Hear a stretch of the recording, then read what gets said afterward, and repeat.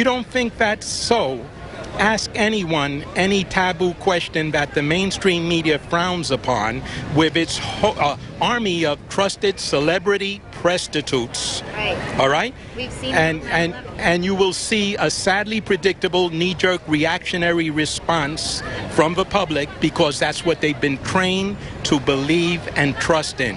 Right. All right? Absolutely. Well, we are very glad that you took the time to speak with us to try and help break through that paradigm. We see, you know, here it is, it's very much like they live all around us with all this programming and just consistent programming with the ceremony. And we're just so thankful that people like you aren't afraid to speak out, aren't afraid to be laughed at, aren't afraid to be, you know, your friends say, what are you doing, man? Come on, maybe disrespectful. You know, I think times are telling because, as you know, my name is Rudy Dent. I did an interview with Ludowski, yeah. And that interview got over 51,000 views and still climbing. Right. It got over 1,500 likes. Yeah. And it only got 32 insults. Right. All right? The people, that's not bad. They're ready for the truth. And they can think, you know, 13 years, people are going to forget. We will never forget. We remember. You remember this. The founding fathers were up against impossible odds. They were up against King George III, upon whose holdings the sun never set. They were only 4%. And look what happened. Absolutely. America. Yep. Thank you so much. Okay. My pleasure. Well, Leah McAdoo reporting from Times Square, and there you have it. The people are ready for truth. It does not matter how many of these anniversaries go by. The truth will reveal itself in due time. So are you ready for the truth out there? Are you ready to actually look at the way things happen, listen to what eyewitnesses have said, watch the video evidence, watch the news presentation from BBC where they're talking about the Building 7 falling while they're standing in front of Building 7 and it hasn't fallen yet? This is a crime. Can you imagine what the world would be like if we didn't have 9/11? If we weren't in these wars? It'd be a totally different place. Totally different. We wouldn't have the NSA, the TSA. We still have the NSA, but they wouldn't be as big. You wouldn't have Homeland Security. I mean, we wouldn't even be talking about Janet Napolitano and Jay Johnson and all these other people that want to leave the border open. It would be a different world. So joining us now, we have the nice young lady, Leanne McAdoo, Joe Biggs. They were there in New York covering the 14th anniversary. Guys, what are your impressions of what was going on in 9/11? People are awake now and they're ready to accept the truth. Mm-hmm. Don't you think? One of the craziest things I thought, you know, New York coined that phrase, never forget.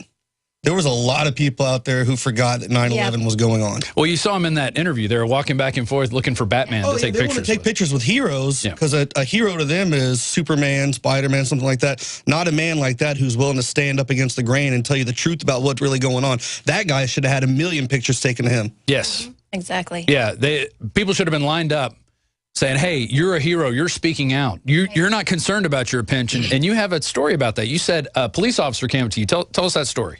Yeah, right when we first got to right outside the ground zero area where they had a lot of the truthers blocked off to be able to, you know, talk and protest, I actually had a uniformed officer come up to me and he goes, hey, Joe Biggs, can I talk to you? And I'm sitting there first thinking like, all right, why does this cop know my name?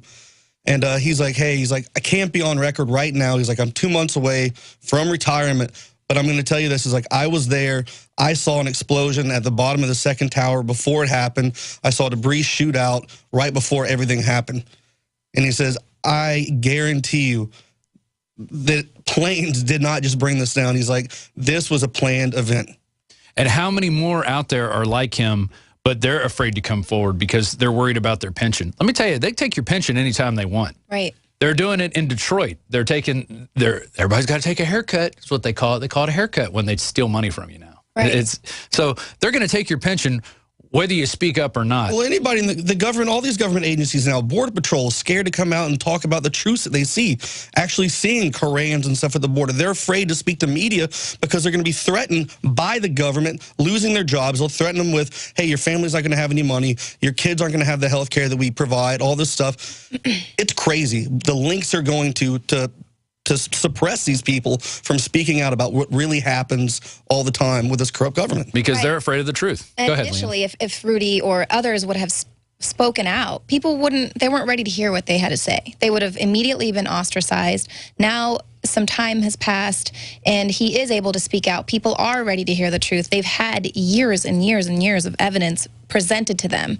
And that's one of the big issues that I have with people who just refuse to look at the evidence that they think they're so sophisticated, and everyone who's a quote-unquote truther, as if wanting the truth is a bad thing, should be, you know, a bad thing. But well, they're under psychological trauma. They've been beaten with the images of the buildings collapsing and the planes hitting the towers over and over again for 14 years now.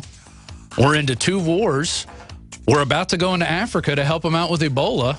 Right. Sending troops to Africa to help with Ebola. And what did I say last week while we were in New York? Hold that. We're going to come right back with you guys. It's the Alex Jones Show. I'm your host, Rob Dew. You can check us out at Infowars.com, PrisonPlanet.tv, and Infowars.com/show. We'll be right back.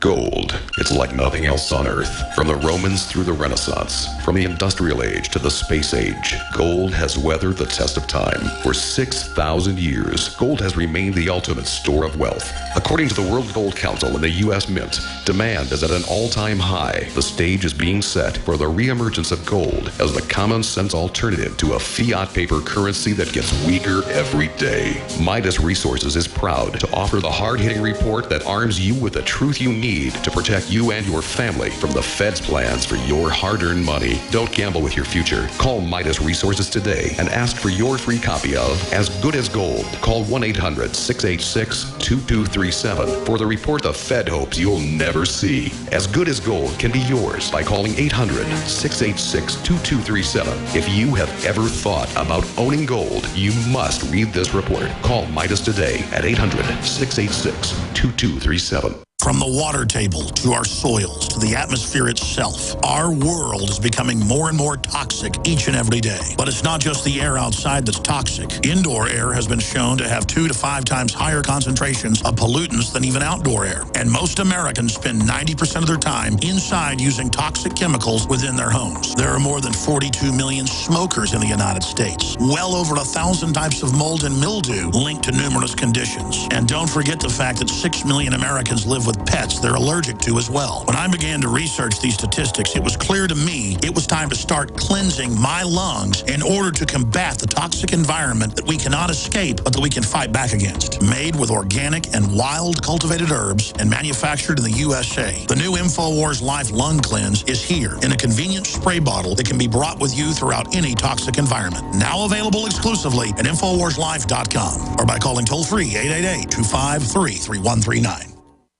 This is Dan Pilla. Do you owe the IRS money you can't pay? Are tax debts crippling you? I've defended people from the IRS for over 30 years. I've helped thousands, and I can help you too. I wrote the book on IRS settlement, and I'm telling you, there's no such thing as a hopeless case. Call 800-34-NO-TAX to finally get free of IRS debt. With the IRS's new programs, there's never been a better time to solve your problem. Call 800-34-NO-TAX. That's 800-34-NO-TAX, or my website, danpilla.com. Our big story. Gun owners react as politicians continue to ban high-capacity magazines state by state. I think that these weapons ought to be stopped. Magazine restrictions have already happened in 9 states. Staffed with formal special operations personnel, GunMagWarehouse.com is the only company that specializes in gun magazines. GunMagWarehouse.com has the largest selection of the magazines you should stock up on. Go now to GunMagWarehouse.com before it happens in your state. Get it before you regret it.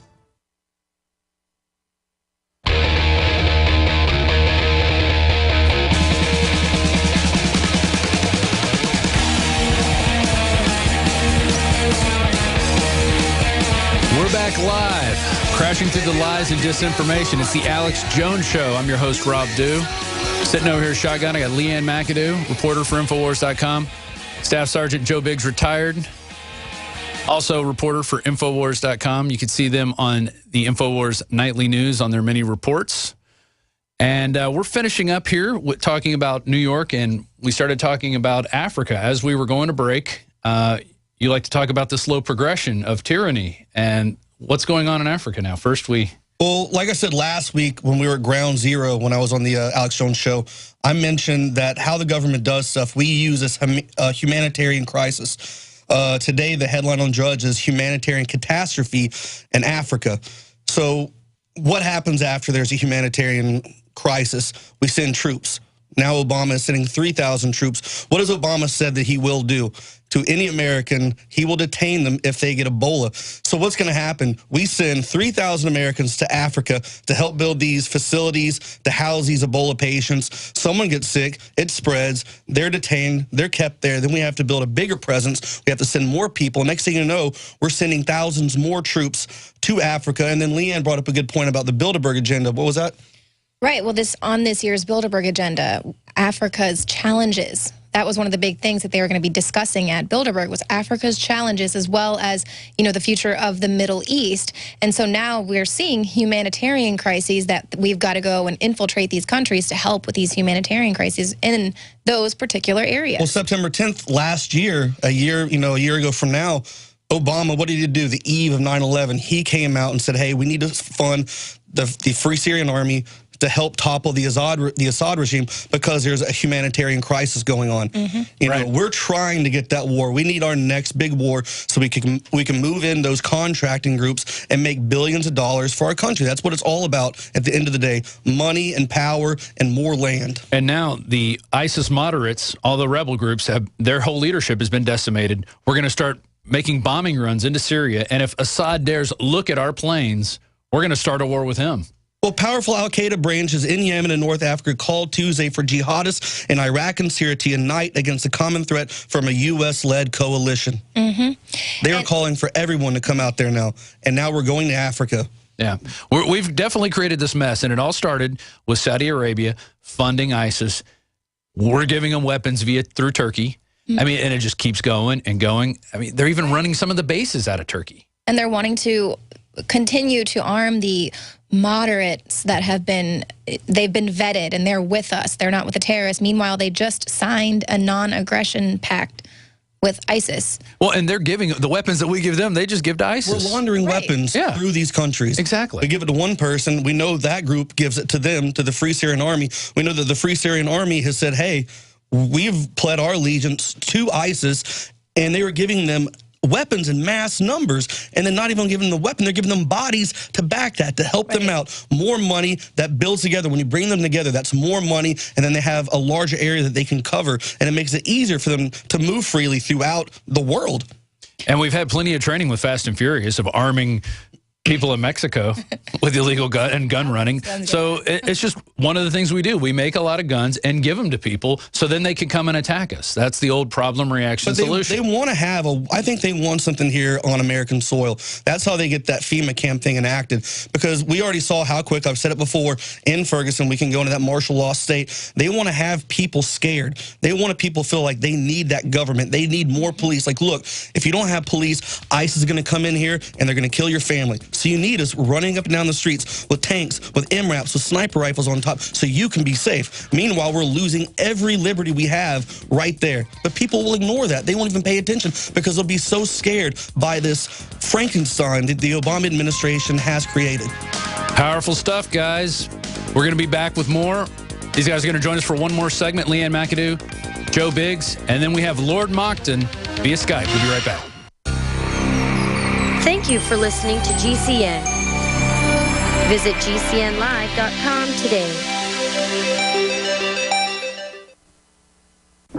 When you're out on the road, the last place you want to be is on the road. But if the unfortunate happens, you'll be glad you were wearing diamond gussets. There's a place down in Tennessee where they make blue diamond gusset jeans. They so pride in every stitch, guarantee you'll love the way they fit.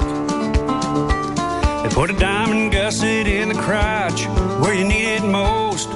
Blue diamond gussets got it, others don't. We turn jeans inside out. Diamond Gusset Jeans. Made in the USA with unparalleled quality. Our Defender motorcycle jeans combine gusset comfort with Kevlar protection, so you can ride all day with confidence. Order yours at gusset.com. Diamond Gusset Jeans got it. Others don't.